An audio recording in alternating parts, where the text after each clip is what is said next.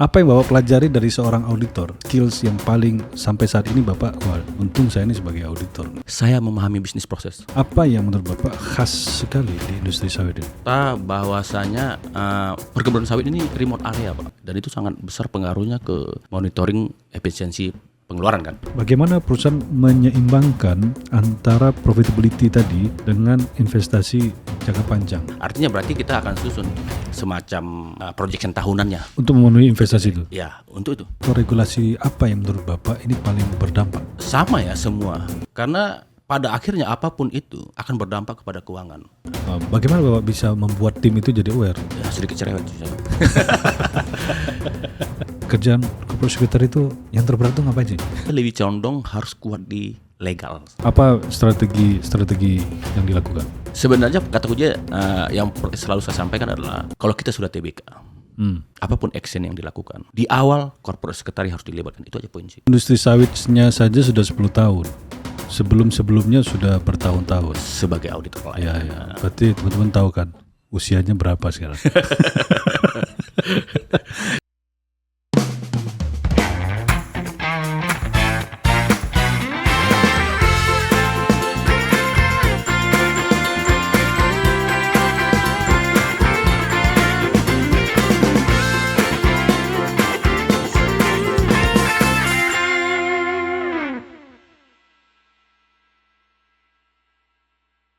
Selamat pagi teman-teman, jumpa kembali bersama saya Roni Wirayuda di Field the Cup. Ada perkataan yang quote yang bagus nih membuka acara ini dari Warren Buffett. Beliau bilang begini, risk comes from not knowing what you are doing. Jadi risiko itu hadir atau datang dari kita tidak mengetahui apa yang sedang kita lakukan. Jadi risiko itu semakin besar ketika kita tidak tahu apa yang sedang kita lakukan. Nah, di industri sawit, teman-teman, ini adalah industri yang meregulasi banyak hal. Bahkan cenderung dalam beberapa waktu itu ada perubahan-perubahan yang sangat signifikan. Naik turunnya harga CPO, kemudian sentimen-sentimen di luar sana terkait dengan industri sawit ini. Nah, perusahaan harus berpikir atau harus melakukan strategi sedemikian rupa agar fundamentalnya atau agar bloodstreamnya, keuangannya juga bisa survive, bahkan harus untung. Nah, untuk itu dibutuhkan seorang navigator yang mengatur segala sesuatunya ini agar perusahaan bukan hanya bisa berkontribusi, tapi lebih dari itu perusahaan juga harus untung dalam setiap operasionalnya. Nah, untuk membicarakan bagaimana strategi dari sisi finance, ini kita juga hari ini sangat beruntung bisa menghadirkan sosok beliau dari internal FAP Agri, yaitu Bapak Henrizal Panjaitan. Halo, selamat pagi Pak Hen. Selamat pagi Pak Ron. Oke, selamat pagi juga untuk teman-teman sobat Papa ya. Iya. Pak Hen, apa kabar Bapak? Baik ya. Iya. Harus baik nih karena diundang Pak Ron ini. Jadi agak susah memang mengundang beliau ini karena Pak Henrizal ini luar biasa sibuknya. Beliau adalah seorang corporate secretary juga dari FAP dan juga beliau seorang direktur keuangan. Jadi membawahi banyak hal. Apa aja di bawah Bapak tuh departemen? Kalau divisi saya kan FAT ya, Finance, Accounting, and Tax. Kemudian ya tambah Corporate Secretary. Iya, tambah ya. Cuman memang orang-orang di Corporate Secretary itu think tanknya ya orang-orang dari Finance, Accounting, and Tax itu juga. Ya. Jadi Finance, Accounting, dan Tax di FAPA itu ini komandannya nih. Nah gitu. Pak Henrizal M. Panjaitan. Berarti dari sisi nama sudah bisa dipastikan beliau tidak bisa soft spoken. Intonasinya harus tinggi. Jadi beliau adalah seorang yang berdarah Batak. Bapak lahir dan besar di mana? Di Medan kalau saya lahir. Lahir di Medan. Besar juga di Medan. Sudah di Medan. Sampai saya kerja sekitar 10 tahun saya di Medan. 10 tahun di Medan. Setelah nikah saya pindah ke Jakarta. Oh gitu. Dibajak istri saya. Sebagai orang Batak, apa yang paling Bapak banggakan? Apa ya, saya bukan orang tipe orang yang agak begitu juga ya. Tapi kalau harus ada yang saya banggakan mungkin apa ya, banyak orang bilang bagus bergaul ya. Lebih ke sana ya. Iya. Jadi teman-teman, bagi yang belum begitu mengenal Pak Henrizal, ini kalau ngobrol sama beliau itu ada aja tuh saut menyautnya itu. Jadi nggak habis topik. Ya. Jadi Pak Hen, kalau di Batak itu kan kalau tawar menawar itu luar biasa. Salah satunya ya, tawar menawar itu bisa kaget-kaget tuh. Apa jurus Bapak yang biasa Bapak pakai kalau tawar menawar? Waduh, saya sebenarnya sama seperti laki-laki lain sebenarnya. Tapi kalau yang pernah saya pelajari sih mungkin ya, saya ketepatan dibanding adik atau kakak saya yang lain. Saya lebih sering menemani mama ya, almarhum mama saya dulu belanja ke pasar ya. Jadi kalau saya lihat sih, pertama ya tidak punya rasa malu ya mungkin satu ya. Terus kedua capek sih, karena harus seperti keliling dulu nih, keliling tanya-tanya kan, terus baru kemudian ngambil keputusan harus beli yang mana di tempat yang mana. Itulah kalau kita nemani mama. Ya. Jadi udah tahu tuh barangnya itu, cuma belum puas. Harus cari dulu pembanding kemana-mana gitu. Ya, intinya sih memang coba cari tahu mungkin ya. Coba cari tahu ya di mana yang paling murah mungkin seperti itu. Iya. Kalau nawar sadis nggak?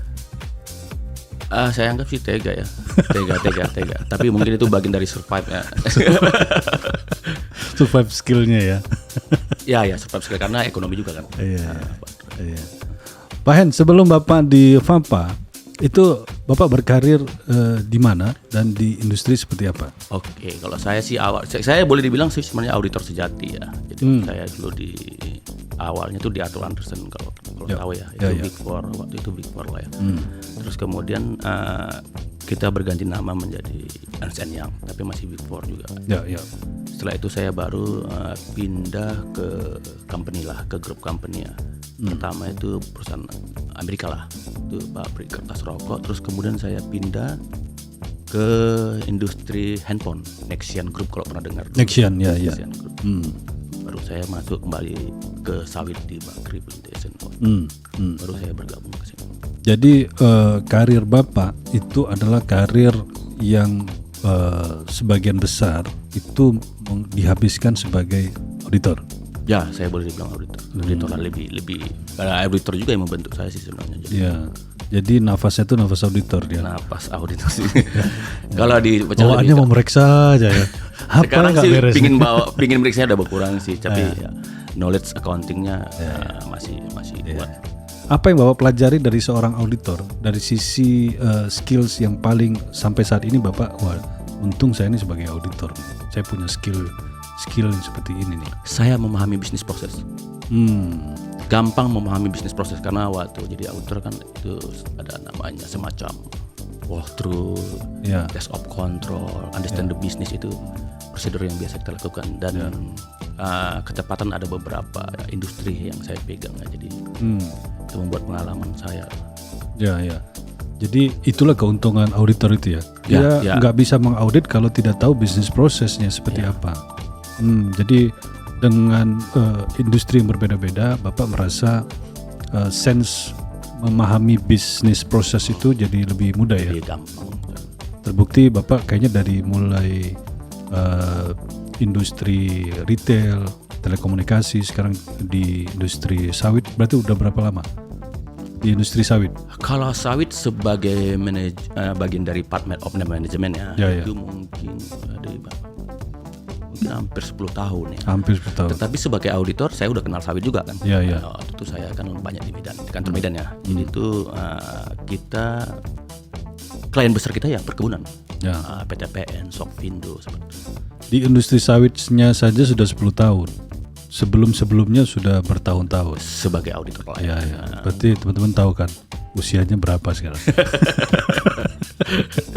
Ya, kita ini sekarang ngobrol dengan beliau yang sudah berpuluh tahun menggeluti dunia audit, finance, ya juga tax.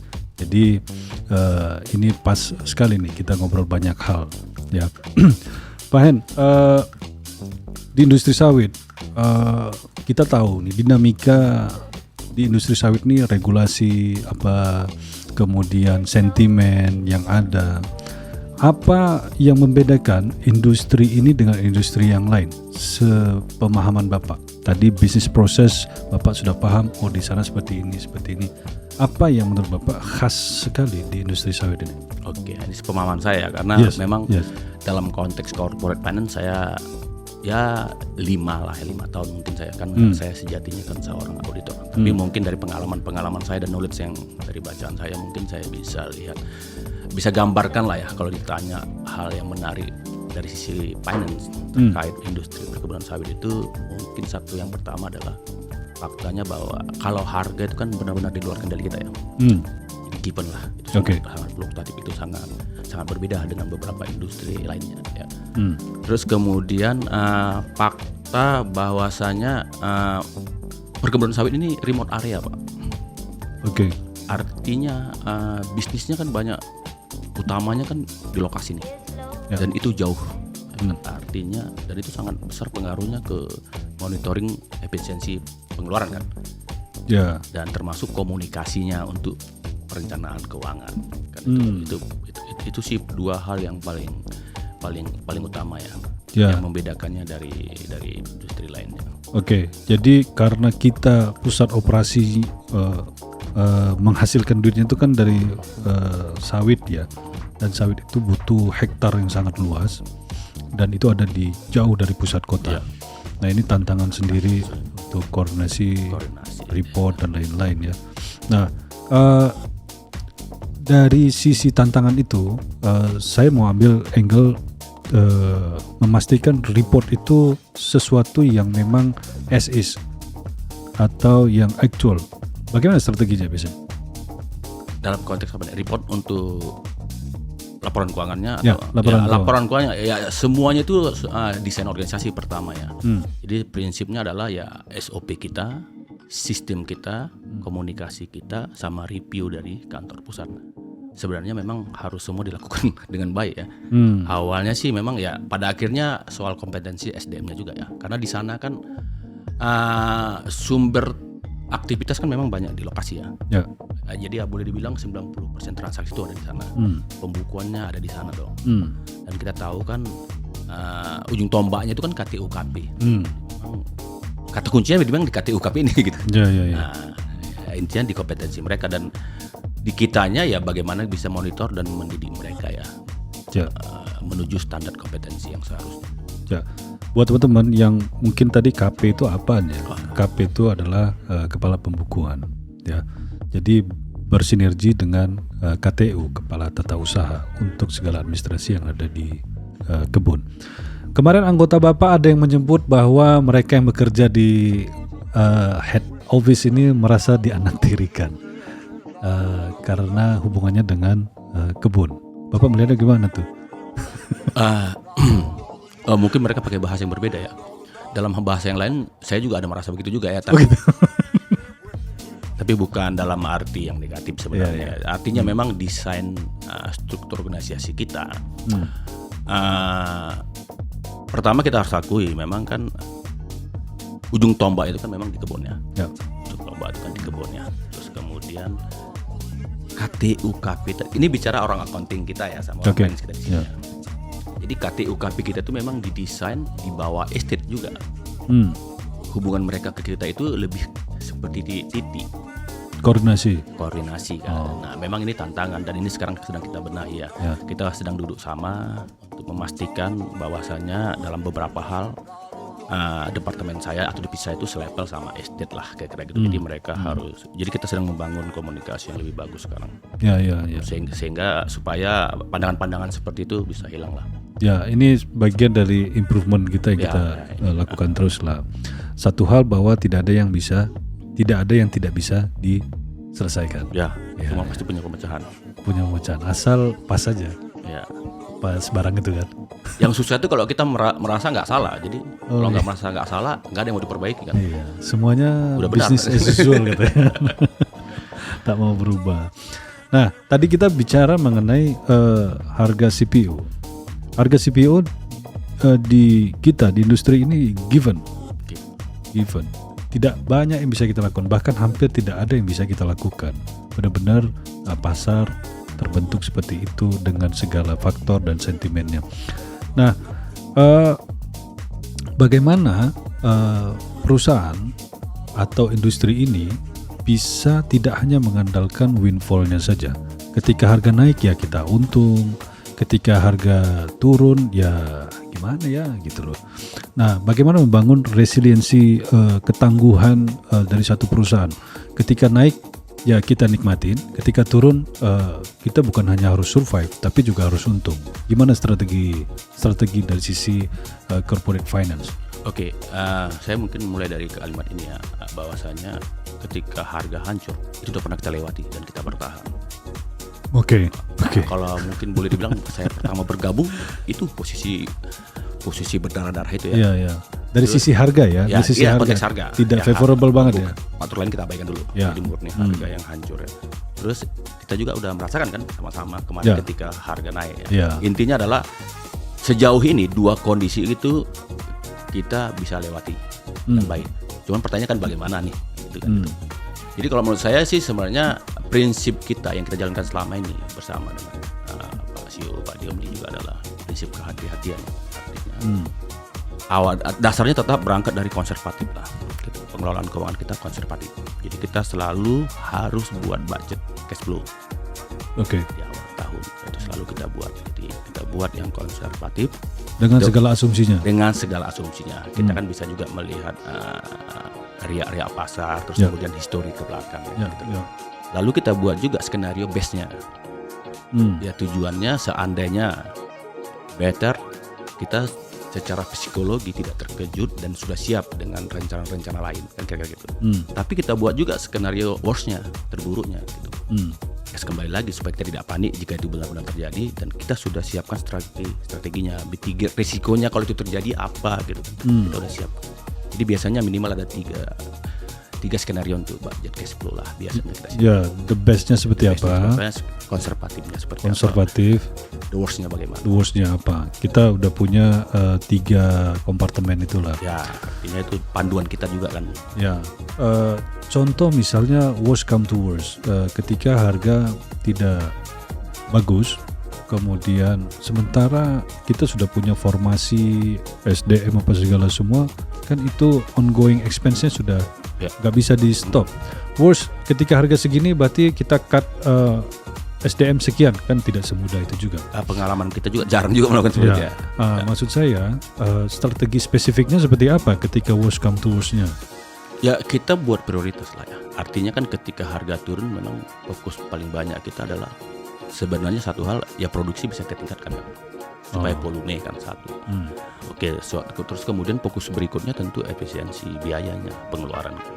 Di mana biaya-biaya menurut kita tidak berhubungan langsung. Jadi kita mapping di item-item mana bisa turunkan pengeluaran.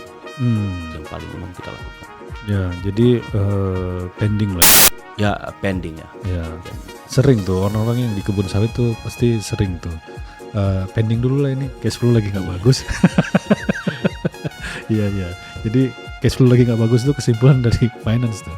Pak, ini cash flow lagi nggak bagus, kita banyak pending dulu. Ya, terimbas ke mana-mana. Gitu ya. Tapi itu kan berangkat dari ini kan, ke konsep kita adalah keberlanjutan kan, bertahan dan kita pikirkan kita penting kita bertahan dan akan lanjut kan, bukan berpikir jangka pendek. Ya, pertanyaan saya seringkali kata-kata cash flow itu cash flow memang penting, itu bloodstreamnya kita ya. Nggak mungkin kita negatif cash flow. Tetapi maksud saya bagaimana kita membangun resiliensi tadi, ketangguhan tadi dari sisi cash flow tidak hanya berdasarkan short term sentiment, tetapi memang kita punya stok cadangan yang memang kita punya whatever the price. Bagaimana strateginya itu? Ya hampir sama seperti kebanyakan corporate lain lah ya. Kita memang kan punya fasilitas, kita memanage fasilitas ini juga kan, punya fasilitas loan juga kan. Oke. Jadi ya itu soal manajemennya aja. Itu aja sih menurut saya sih. Ya artinya ketika kita tahu harga, seperti saya bilang kita udah punya skenario nih, the worst-nya ketika itu terjadi. Tentunya kita udah susunkan semua. Intinya seperti itu. Ya sebisa mungkin kita pakai internal, ketika tidak ada ya kita mungkin baru gunakan yang fasilitas pinjaman dari bank kan. Seperti itu. Oke, fasilitas pinjaman dari bank ini juga bisa berfungsi banyak hal ya. Juga perusahaan terbuka juga menyerap dari retail juga ya.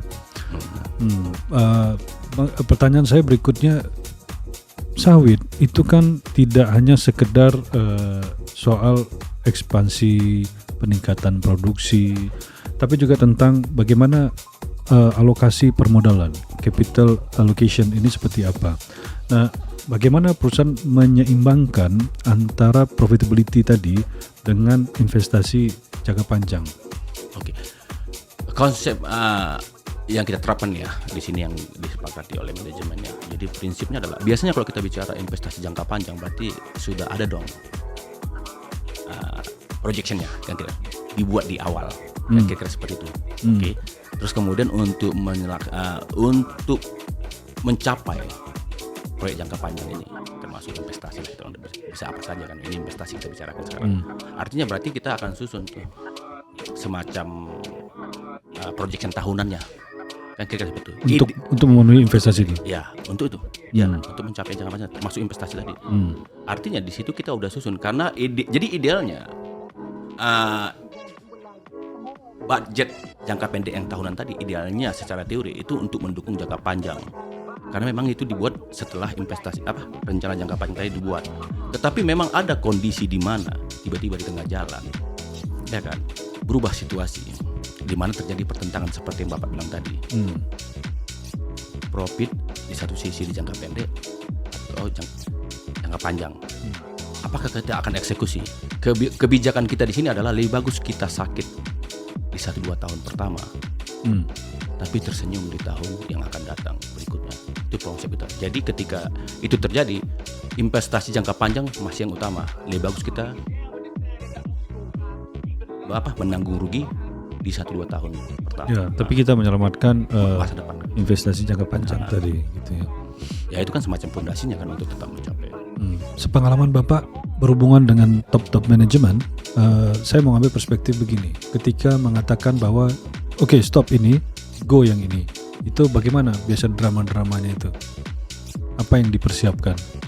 Kan tadi tuh, oke deh, kita nggak apa-apa rugi ini, tapi ini stop dulu ya Pak, ini stop dulu ya, stop dulu. Kan ini banyak pertentangan. Oh iya, jadi memang segala sesuatu kan ada konsekuensinya. Ya. Oke, itu satu hal. Ya, Ya, jadi pasti. semua kita meeting ya memberikan opini-opininya, tapi tetap saja keputusan tertinggi kan dari yang top manajemen kan. Tapi intinya ketika keputusan itu diambil, segala risiko dan konsekuensinya disadari bersama. Itu poinnya. Tetapi pengalaman selama ini seperti saya bilang, yang jangka panjang lebih diutamakan. Ya. Yang jangka panjang lebih diutamakan. Karena Kita boleh berkorban sekarang untuk masuk di kira-kira seperti itu. ya, nggak apa-apa sedikit bleeding, ya. Konsekuensi lah. Tahan kencangin ikat pinggang lah, tapi kita punya proyeksi jangka panjang itu seperti ini kita save lah untuk jangka panjang gitu ya. Jadi nggak boncos-boncos sekali, tetap ada harapan untuk cuaca berubah ya. Jadi yang penting kan bertahan lama, itu poinnya. Tumbuh dan bertahan lama ya.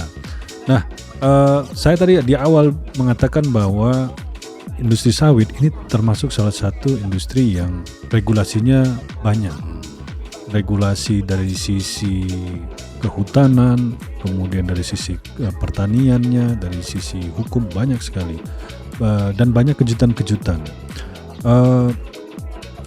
Regulasi seperti apa atau regulasi apa yang menurut Bapak ini paling berdampak? Ketepatan kita kan DBK ya. Jadi aturan-aturan itu bukan hanya sektoral ya, tapi pasti banyak. Ya kalau kita mau sebut perpajakan itu kan regulasi juga ya. Bursa ya, ada OJK sama indeks di sana. Undang-undang PT juga kan bagian yang harus kita perhatikan juga. Undang-undang sektoral tadi seperti Pak bilang, kehutanan, perkebunan atau apalah ya.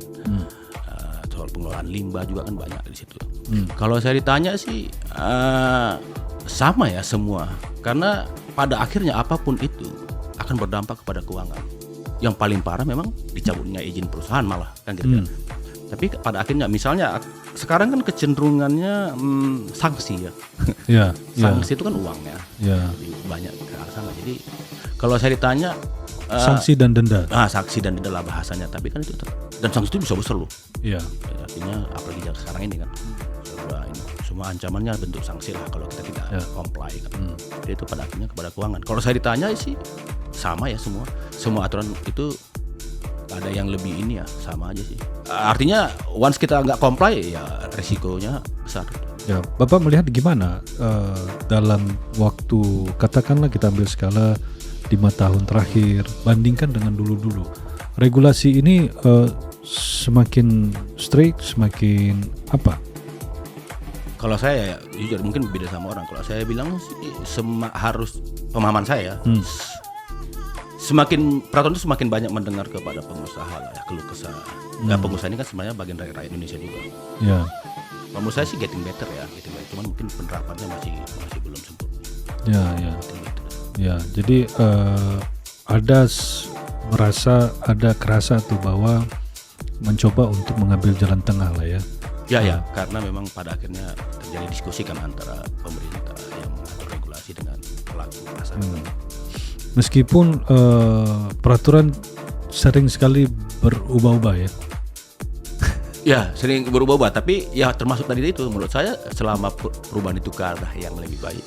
Ya. Yang susah itu kan kalau perubahan tanpa arah gitu. itu yang ya seperti sekarang inilah sibuk Cortex kan itu kita berdarah-darah itu. Ya, tapi depending ya. Depending, tapi keputusannya masih bingung nih. Depending memang, tapi apakah mau pakai yang lama atau pakai paralel, ini nggak jelas. Ya. Kembali ke konteks tadi atau perpajakan. Pajak ini kan salah satu bagian yang bisa berpotensi memangkas margin. Ya. Secara signifikan juga. Ya. Nah, biasanya tidak usah terlalu detail mungkin. Triknya. Tapi bagaimana strategi tax? Satu sisi favorable ke perusahaan, tapi satu sisi juga harus pasti memenuhi regulasi. Bagaimana Bapak biasanya mengatur pola-pola begini? Ya. Dari sisi corporate finance ya. Oke. Kalau kan tadi Bapak bilang beban pajak ya. Beban pajak itu memang sebenarnya sih bukan hanya sekedar pajak yang kita bayar ya. Itu satu hal ya. Tapi juga beban pajak itu termasuk biaya-biaya kita yang kita keluarkan dalam pengelolaan pajak. Ya termasuk biaya gaji bagian pajak, biaya perjalanan dinas orang pajak itu kan termasuk juga. Jadi seberapa simpel kita membangun prosedur, dan itu juga akan mengurangi beban pajak kan. Terus yang ketiga, dan ini bisa kadang jadi masalah utama, sanksi perpajakan. Jadi sebenarnya banyak beban pajak itu datang dari sanksi perpajakan. Artinya dari kenapa itu bisa terjadi? Karena kita incompliant, tidak compliance kan kira seperti itu. Jadi kata kuncinya sebenarnya paling utama kalau ditanya bagaimana sih strategi, bukan mengurangi beban pajak, tapi menjadikan pajak itu membayar pajak itu yang paling rendah lah kira seperti itu ya, yang sebisa mungkin. Pasti perusahaan itu akan selalu kata kunci pertama sebenarnya comply. Ya. Kata kunci itu dulu comply.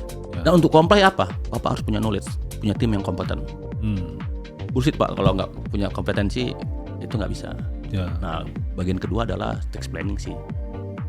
Jadi memang kan pajak itu tidak mengatur apa yang harus kita bisniskan, tetapi dia mengatur ketika Anda berbisnis A, B, C, maka konsep perpajakannya adalah begini. Oke. Saya mau menyoroti dua hal dari tadi itu. Satu mengenai sanksi, satu lagi mengenai tax planning. Sanksi berarti kan tidak comply. Ya. Tidak comply ini saya ngambil simple tanpa maksud untuk menyederhanakan. Perpajakan kita seperti ini, kemudian ada pemeriksaan, ternyata nggak ketemu, harusnya nggak begitu, harusnya begini, ketemu tuh gapnya, kalian melanggar begini, ya kan? Bagaimana antisipasi yang dilakukan dari divisi corporate finance supaya ini selalu comply agar sanksi itu tidak timbul gitu loh. Ya, idealnya sih Ya proses belajar ya. Jadi artinya jangan jatuh ke lubang yang sama. kan itu aja. Jadi idealnya ketika kita menemukan satu isu, kita harus sosialisasi sih. Kita harus lihat mappingnya di mana sih masalahnya. Gitu. Apakah kita harus sosialisasi ke accounting, ke lapangan, atau kemana? Artinya kita akan sosialisasikan ini temuan perpajakan, ini menyebabkan incompliance. Sehingga ke depan ya kita harus begini. Ya. Praktikalnya, saya nggak mau bicara di FAPA, tapi pengalaman Bapak lah. Banyak yang tidak comply itu dalam sisi praktek apa perpajakan? Tidak comply ya. Jadi tidak dianggap tidak comply oleh regulator. Paling banyak itu sebenarnya karena ketidaktahuan ya. Jadi kok tidak selalu itu soal uang yang dibayar ya, tapi administrasinya. Membuktikan. Nggak, administrasi. Jadi terutama kalau kita bicara PPN ya, itu banyak protokol-protokol yang harus dilakukan. Nah, ketika itu tidak dilakukan, itu sanksinya besar gitu. Tidak dilakukan ini sepengalaman Bapak. Sekali lagi ini bukan membicarakan FAPA ya, tapi sepengalaman Bapak. Tidak dilakukan ini faktor terbesarnya apa? Tidak tahu. Ya, knowledge lah. Knowledge-nya kurang. Ya. Tidak tahu ya. Itu ada hubungan tadi dengan banyaknya peraturan-peraturan baru setiap saat. Terkadang tidak update. Ya. Ya, itu ada hubungan. Kurang update ya. Ya, kurang update lah. Pajak ini peraturan termasuk yang rumit di Indonesia. Rumit dan update-nya banyak ya. Banyak. Jadi di situ. Jadi Bapak melihat sebenarnya bukan ada keengganan dari perusahaan untuk tidak comply, tetapi tidak bisa catch up aja gitu. Ya, karena kalau soal sikap yang tadi ada yang enggan itu saya di luar itulah ya. Itu udah lain cerita lah itu. Ya, itu udah lain. Tapi banyak memang itu karena knowledge yang kurang. Awareness kurang. Jadi biasanya sih orang kalau sedikit kurang knowledge pun, kalau awareness tinggi dia akan cari tahu dulu nih, buat keputusan. Ya. Jadi penting itu untuk memiliki tim yang kompeten. Ya, dan aware kalau saya bilang sih. Dan aware. Bagaimana Bapak bisa membuat tim itu jadi aware? Ya, sedikit cerewet sih saya. Untuk pertama sih cerewet ya. Jadi kalau saya sih berharap gitu ya. Kalau saya asumsikan saya sudah ada di level 7 pemahaman pajak saya dan tim saya di level 5 misalnya. Maka cara terbaik untuk menyampaikan dua sisi lebih saya tadi itu adalah berkomunikasi dengan mereka, mereview mereka. Idealnya ketika saya mereview mereka ada salah, besok harusnya tidak terjadi lagi kan, kira-kira seperti itu. Ya. Harusnya seperti itu. Cerewet lah. Ya harus cerewet. Ya, ngerti sih, cerewet orang Batak itu beda, boy. Cerewet itu tidak harus, tapi artinya tidak harus berkata-kata juga. Artinya ya rajin turun ke inilah tes tenis. Ya, maksud saya cerewetnya saudara-saudara kita orang Batak ini dia langsung aja, nggak ada kesana kesini, langsung aja. Tapi karena sayang memang. Karena sayang, hatinya tuh sayang. Supaya itu tadi resikonya kalau tidak comply, ternyata bebannya tuh justru paling besar di situ ya. Bisa. Mungkin saya kalau kasih detail kejut-kejut, tapi memang terutama PPN tuh berat administrasinya. Dendanya tadi itu ya. Dan dia memang berlaku surut ke belakang sampai. Ya, kalau itu kan sebenarnya standarnya 5 tahun ya. Setelah 5 tahun expired ya. Tapi sebenarnya ada temuan baru 10 tahun. Bisa sampai segitunya ya. Ya. Itu yang membuat jebakan-jebakan Batman yang tidak terduga ya. Ya, makanya terkadang orang ini pikir negatif ya. Banyak orang bilang peraturan itu dibuat memang untuk menjebak kita gitu kan. Walaupun mungkin tidak, bukan itu motifnya kan. Memang kita aja nggak update kan mungkin. Apa ini main aman? Ya kan bisa saja. Ya. Kalau soal pikiran-pikiran kan bisa liar. Ya. Tapi sebenarnya itu tadi regulasi itu dibentuk, disusun untuk bukan menservis 1-2 pihak, tapi kemaslahatan bersama, gitu ya. Oke. Idealnya seperti itu. Ya. Nah, dari sisi tax planning, paling basic itu apa yang harus dilakukan? Pertama ya, kalau tax planning, ya kita tahu dulu nih bisnis yang mau kita jalankan. Misalnya kan biasanya itu awal tahun ya, rencana kita di tahun ini apa gitu. Terus kita lihat konsekuensinya, perpajakannya apa. Kalau kita di sini paling banyak, yang terakhir yang paling banyak saya manfaatkan itu adalah soal lebih bayar PPN ya. Jadi artinya sebisa mungkin uang kita itu tidak ngendap. Oke. Kita harus ambilnya. Di situ kan jadi aturan pajak. Jadi prinsip tax planning adalah mengetahui di awal apa rencana kita ke depan, plus mengetahui peraturan perpajakan dengan segala konsekuensi dan fasilitas yang ada. Kira seperti itu. Jadi kemarin 2 tahun terakhir ini saya banyak di tax planning itu di PPN sih. Jadi kita bisa desain penjualan kita lah. Bukan ilegal ya, ini legal. Supaya posisi PPN kita itu tidak tertahan lama. Ada pernyataan bahwa tax planning itu adalah cara quote unquote itu perusahaan untuk bagaimana memanfaatkan loophole dari regulasi. Pendapat Bisa Bapak gimana? juga. Dan itu sesuatu hal yang wajar-wajar saja. Ya, selama regulasinya karena memang tidak ada yang sempurna kan artinya kan. Jadi Iya. bisa jadi pajak itu memang ada celah yang bisa ada loophole yang kita bisa manfaatkan. Iya. Semakin tahun semakin kecil loophole-nya. Idealnya sama seperti saya bilang tadi, mungkin dari sisi positif salah satu perubahan perpajakan itu datang dari sana memang kan. Disadari oleh yang buat regulasi, ini kayaknya ada kelemahan, dia perbaiki. Iya. Oke. Nah, tadi peran Pak Enrizal ini selain di FAT tadi, Finance, Accounting dan Tax, beliau juga adalah seorang corporate secretary dari Fapagri TBK. Gimana Bapak menselaraskan sebagai corporate secretary ya? Sebenarnya pekerjaan corporate secretary itu yang terberat itu ngapain sih? Kalau saya ditanya ya dari yang saya jalani udah berapa tahun ya? 5 tahun juga ya. 2021 ya. Ini Bapak seperti mau sharing juga nih Pak ya.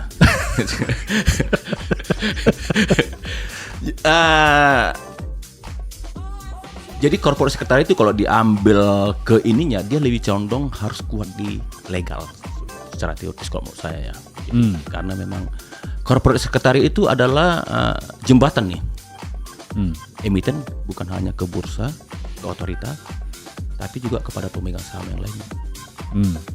Corporate secretary itu juga adalah orang yang harus memastikan good corporate governance itu berjalan di sebuah perusahaan.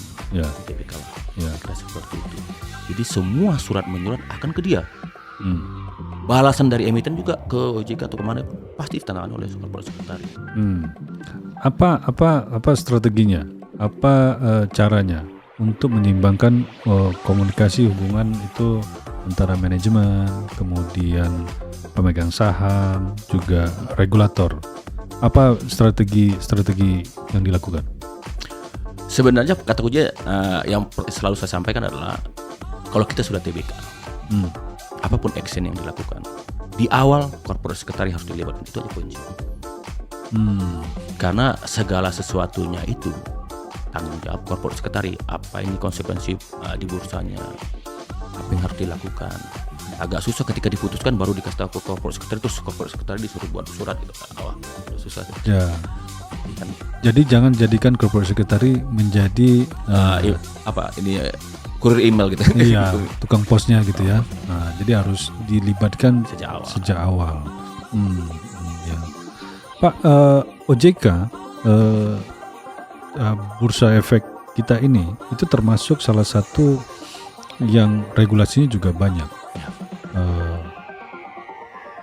Regulasi apa yang menurut Bapak yang paling menantang, kalau tidak mau dikatakan agak gimana ya, tapi paling menantang, challenging lah? Sebenarnya bursa itu kan OJK ya, poinnya itu kalau saya mau ambil dua kata ya, dua kalimat ya, keterbukaan informasi dan perlindungan publik. Sebenarnya poinnya di sana. Keterbukaan informasi dan perlindungan publik. Jadi regulasi itu di arahnya pasti akan ke sana. Selalu transparansi, transparansi untuk melindungi publik.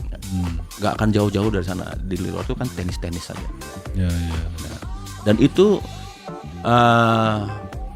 termasuk aturan OJK yang banyak lembarnya ya. Kalau saya keterbukaan informasi dan itu terkait saling cross reference dengan aturan lainnya. Bagaimana kita memastikan keterbukaan informasi ini? Tentu keterbukaan ini tidak bisa dalam tanda bahasa katanya nggak bisa telanjang juga kan? Ya.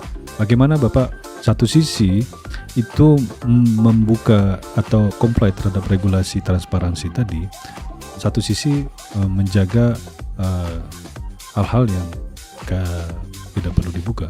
Ya. Untuk hal-hal yang sudah secara spesifik disebutkan, itu mau tidak mau kita lakukan. Oke. Tapi untuk hal-hal yang tidak menjadi spesifik, maka yang pertama itu adalah ukuran transparansi dan keterbukaan itu ukuran dari kita manajemen. Kalau itu dirasa oleh bursa, OJK maupun IDX misalnya belum terbuka, dia akan surati kita. Oh. Ya. Tidak cukup terbuka yang kalian expose. Ya, bisa jadi merasa seperti dia akan katanya lebih detail lagi. Oh, gitu. Dan itu memang wajar dan ya itu terjadi, dan dia yang akan mengukur apakah jawaban kita itu perlu ke publik atau perlu ke mereka saja, itu mereka menentukan. Oh gitu ya.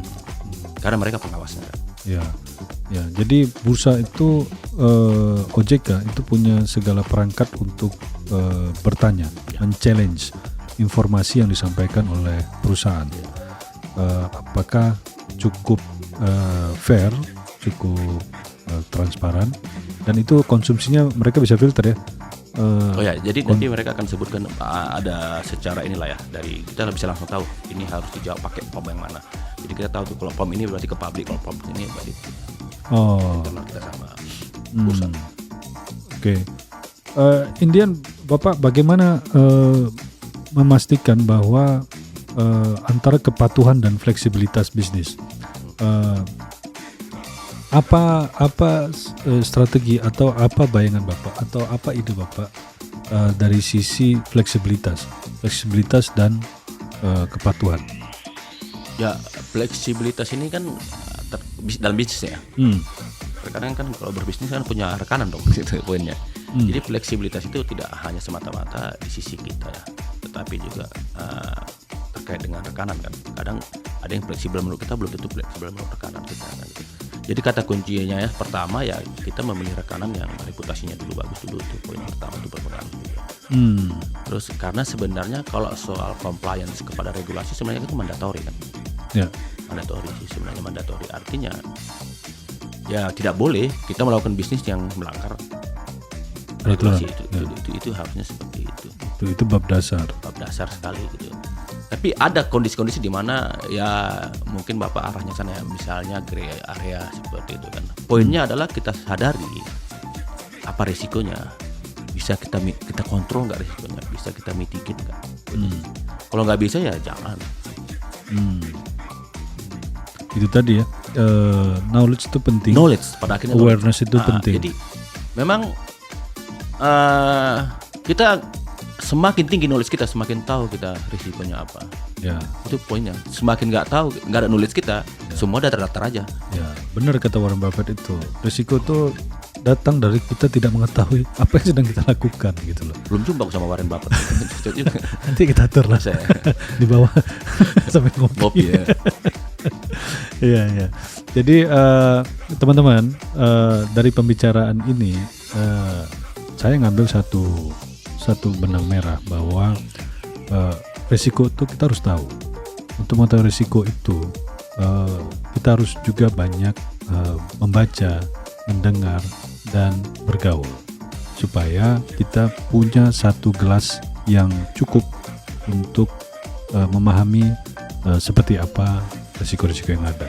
Dan yang tak kalah penting juga adalah bisnis proses harus paham, terutama mereka-mereka yang bergerak di corporate finance. Penting sekali untuk memahami operasional bisnis ini secara utuh dan memahami bagaimana strategi-strategi cadangannya. Pak Enrizal bilang ada 3 skenario tadi ya. The worst-nya seperti apa, konservatifnya seperti apa, dan the best-nya seperti apa. Oke, Pak Enrizal cukup insightful informasi-informasinya. Cukup ya? Strategiknya seperti apa. Saya kira teman-teman Sobat Papa juga sedikit banyak bisa paham bahwa penting posisi untuk corporate finance ini mengatur bloodstream atau cash flow kita seperti apa. Baik teman-teman, sampai jumpa di episode berikutnya di Feel the Cup, because I know you know. Bye bye.